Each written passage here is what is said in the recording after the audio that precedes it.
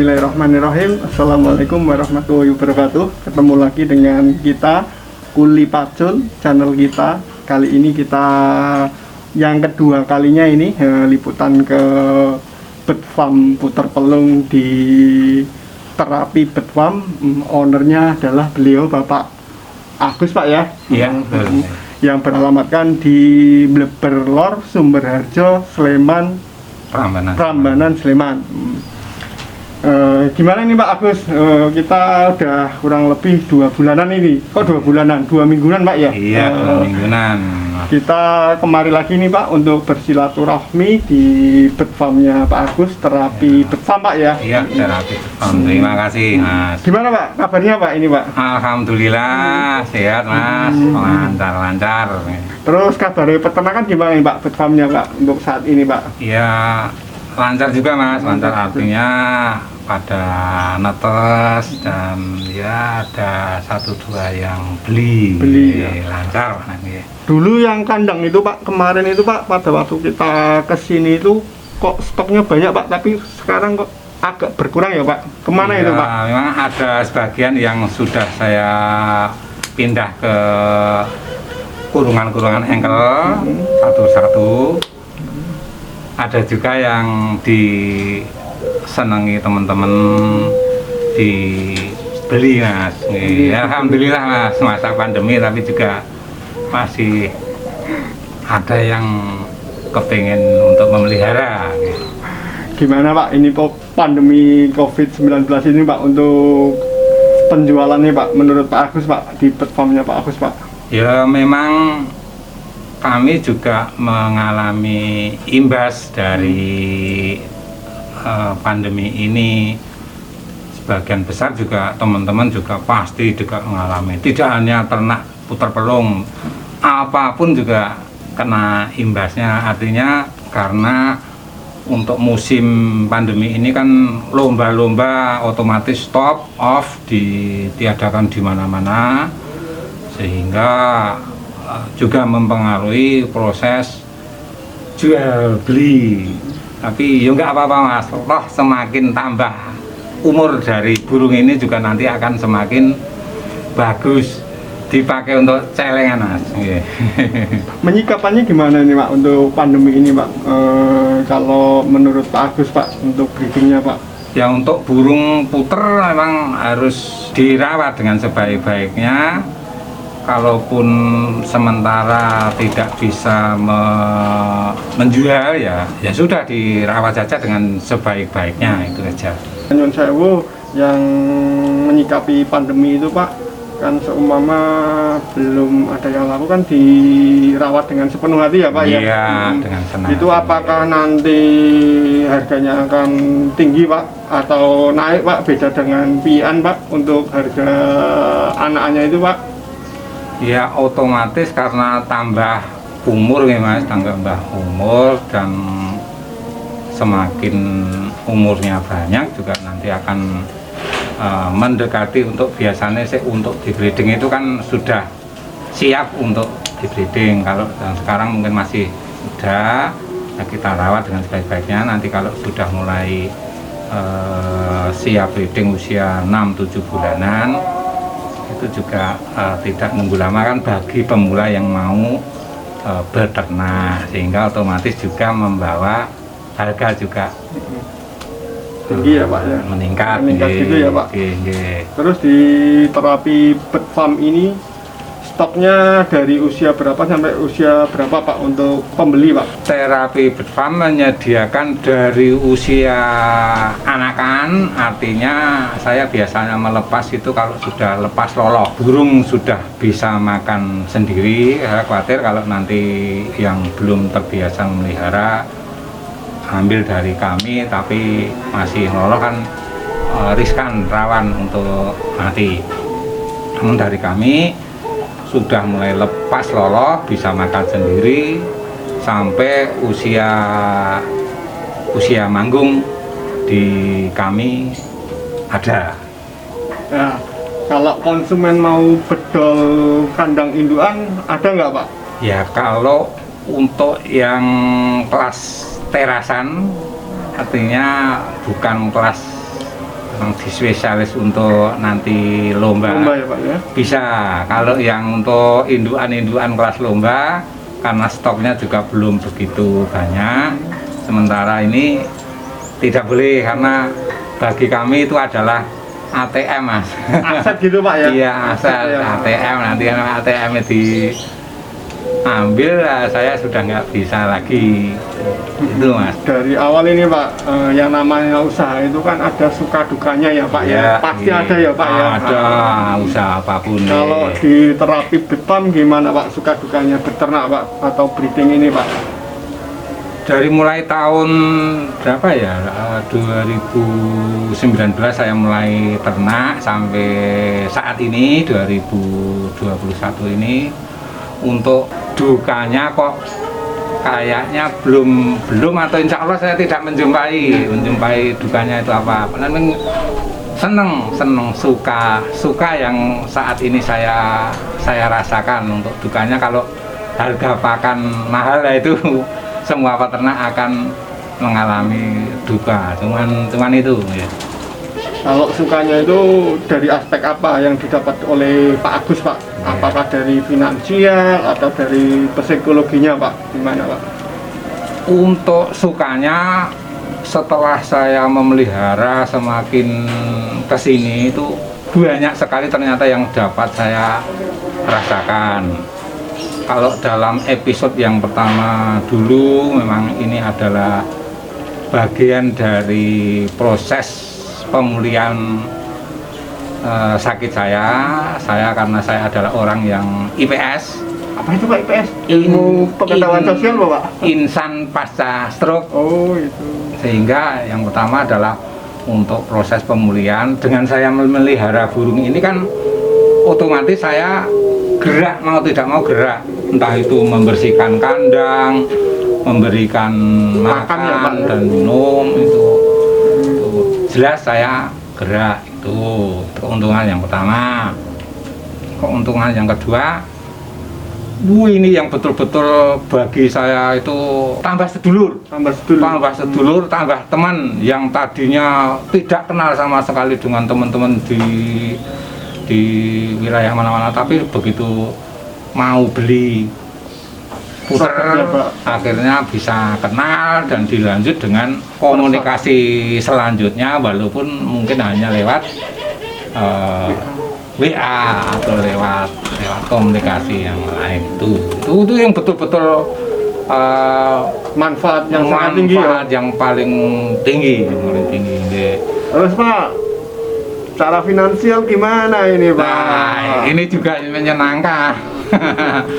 Pada awalnya saya kan tidak berpikir ke arah komersial nih Mas, tidak berpikir ke arah komersial. Maaf, ini dulu. Tapi kesininya kok, ternyata dengan saya memelihara puter ini sedikit banyak ya menghasilkan, sehingga income keluarga juga bisa tambah gitu. Pak, ngendikane Bapak kan tambah sedulur. Kalau di Yogyakarta ini apakah Bapak ikut dalam suatu IO atau persatuan atau perhimpunan tentang dunia puter pelung ini Pak? Ya, sejak saya melihara puter ini dan saya juga sering bertemu dengan senior-senior dalam hal peternakan puter pelung, saya juga langsung ikut dalam kelompok yaitu P4SI, sehingga saya resmi sebagai anggota. Yang didapat dari itu apa Pak?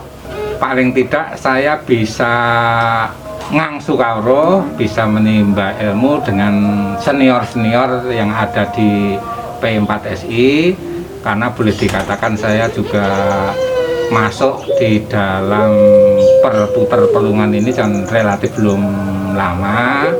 Dengan saya ikut di sana, saya bisa tanya-tanya ke senior masalah kok kurang gini, kurang itu, kurang gimana itu. Nah, saya bisa tanya, dan teman-teman atau saudara-saudara yang ada di P4SI dengan senang memberikan jawaban-jawaban yang akhirnya saya praktekkan di farm saya ini, dan alhamdulillah bisa lancar.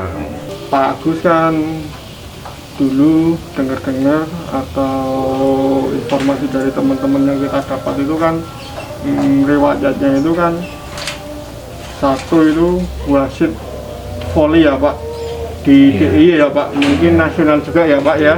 Kedua ini hobinya musiknya itu kan keras-keras Pak. Iya betul. Kan sehat banget itu Pak. Dulu tak Pak. Sama mentalnya juga kan sehat juga Pak. Sebagai seorang wasit itu kan harus psikologi ini jos ya Pak ya. Dulu riwayatnya gimana ya Pak? Kok bisa sampai stroke itu Pak? Betul Mas. Sampai saat ini saya juga heran. Artinya heran itu saya kok bisa stroke. Saya tuh dari kecil SD, SMP, SMA itu ikut di perguruan pencaksilat perisai diri. Saya aktif dulu.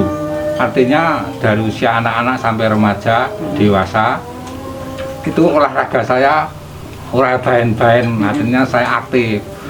Kesehatan juga itu Pak? Iya, sehat atau pendekar sih. Itu.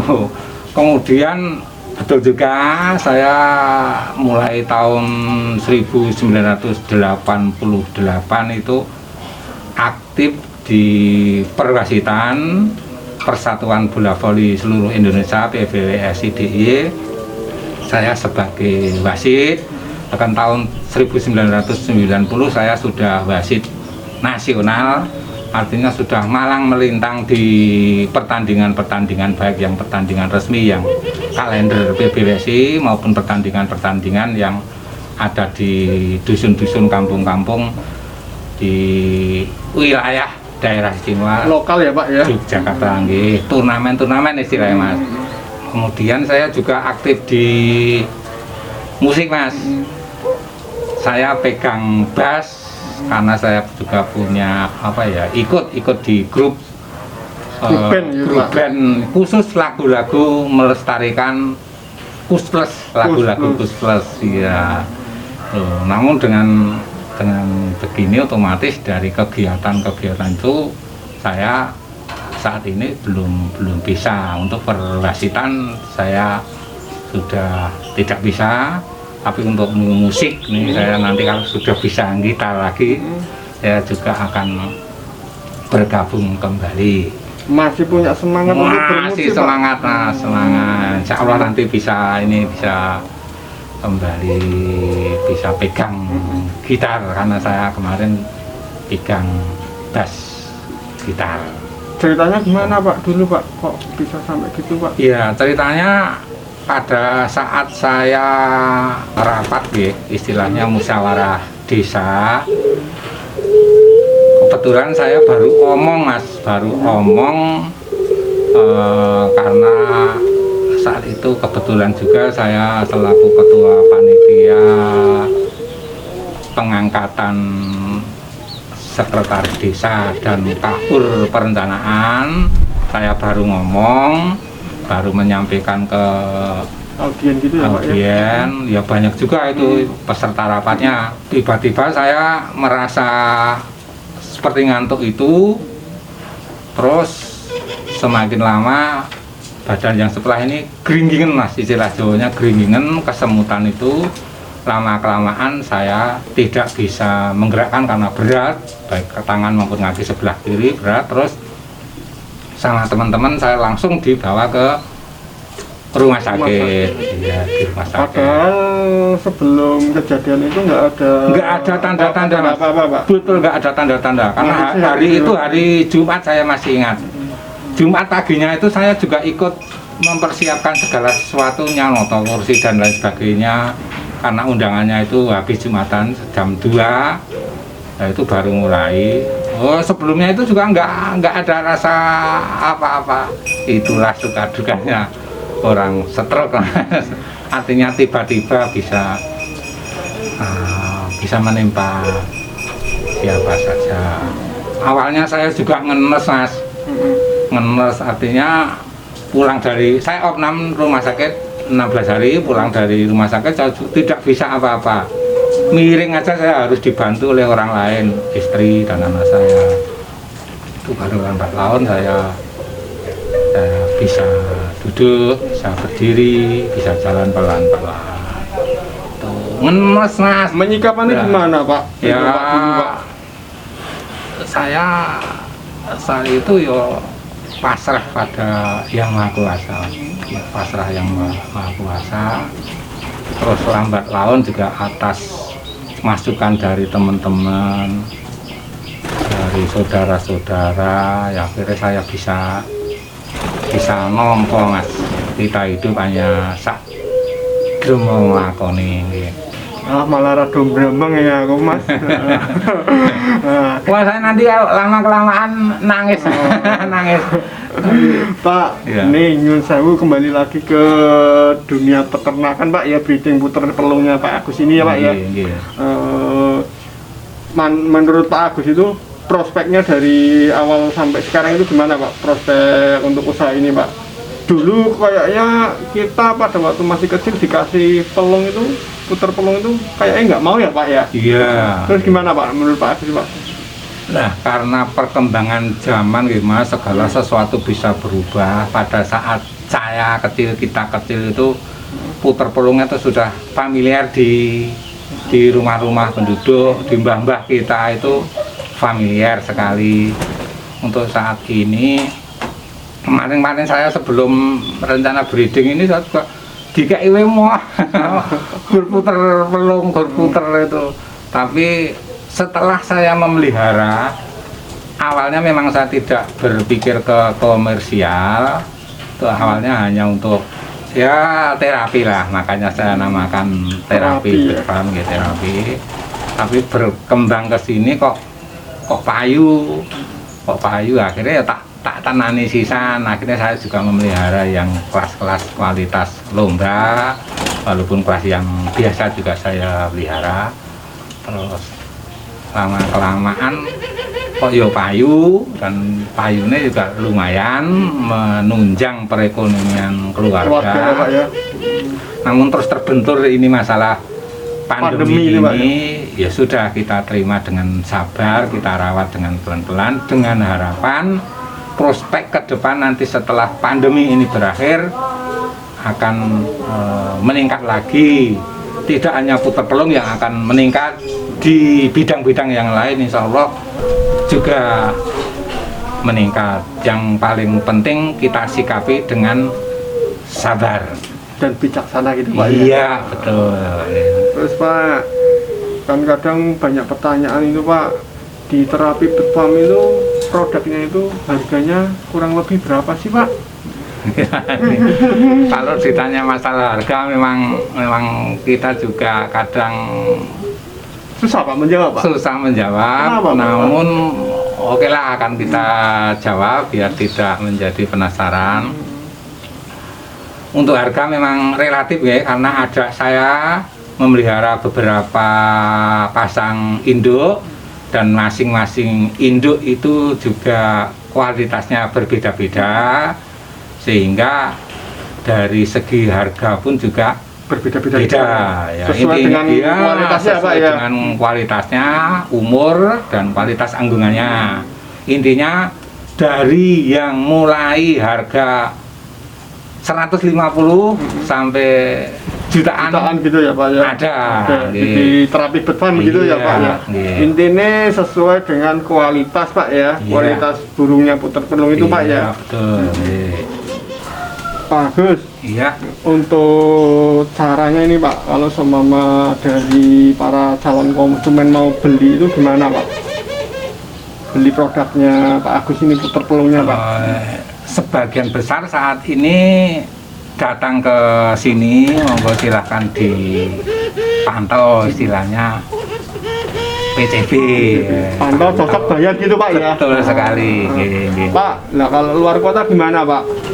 Nah ini yang saat ini saya belum bisa memenuhi pesanan-pesanan dari luar kota, karena pertama kondisi saya seperti ini, saya masih kesulitan untuk pergi yang ke sana misalnya ke stasiun, ke jasa terminal, pengiriman gitu Pak ya? Iya, di samping itu juga karena yang namanya anggungan khususnya puter pelung itu kan persepsi setiap orang kan beda-beda, sehingga saya lebih condong ke monggo silahkan yang mau beli datang ke farm saya, dipantau, didengarkan suaranya, masalah harga bisa dikomunikasikan langsung. Saya khawatir nanti saya kirim-kirim ke sana, bagi saya mungkin ini suaranya bagus, tapi bagi beliau nih calon pembelinya ternyata kok kurang bagus, padahal sudah terlanjur transfer. Itu yang menjadi kekhawatiran saya, di samping saya kesulitan dalam masalah jalannya ke tempat-tempat pengiriman jasa pengiriman gitu ya Pak ya, untuk luar kota gitu Pak ya. Terus Pak, ilmu yang baik itu kan ilmu yang ditularkan ya Pak, dimanfaatkan, ditularkan ini kayak gitu.